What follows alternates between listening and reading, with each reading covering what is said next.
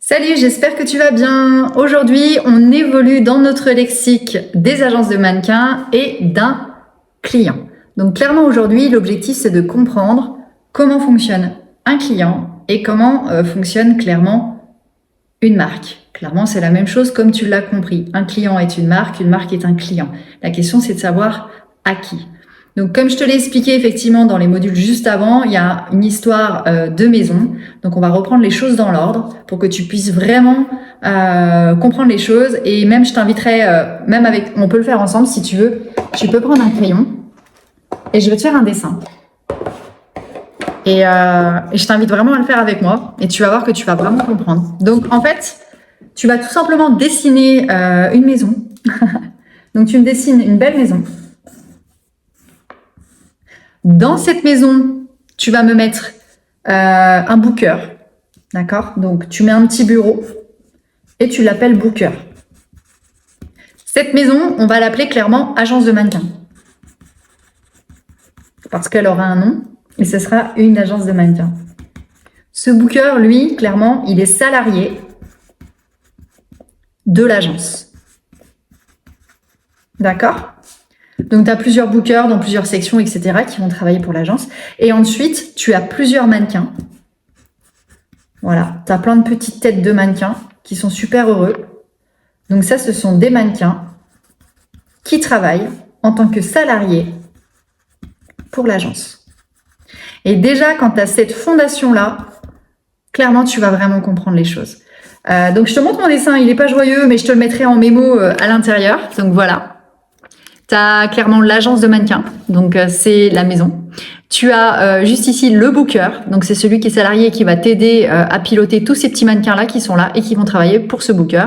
Le booker travaille pour l'agence de mannequins. Et juste au-dessus ici, on va rajouter donc le client et la marque.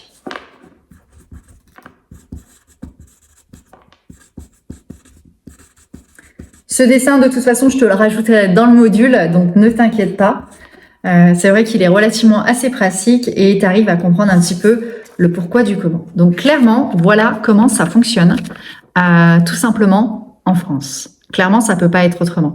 C'est-à-dire qu'aujourd'hui, le client qui est là, ça va être très difficile pour lui de passer directement avec un mannequin. Alors, il peut tout à fait le faire.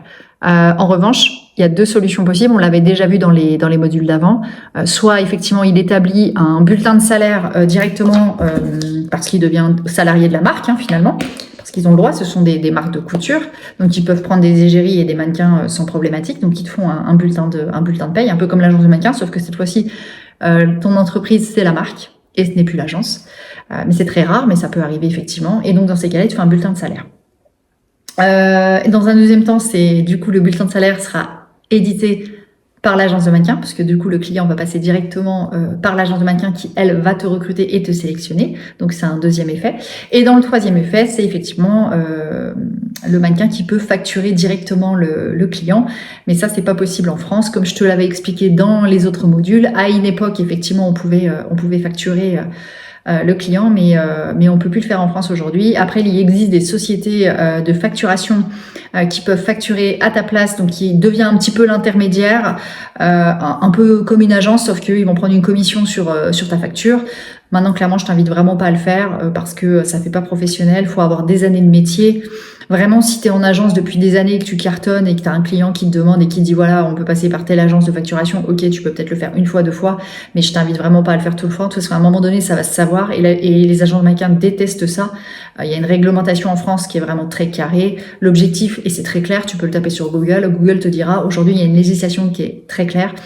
Une agence de mannequins, une marque, je vais reprendre. Une marque n'a pas la possibilité de travailler avec un mannequin sans passer par une agence de mannequin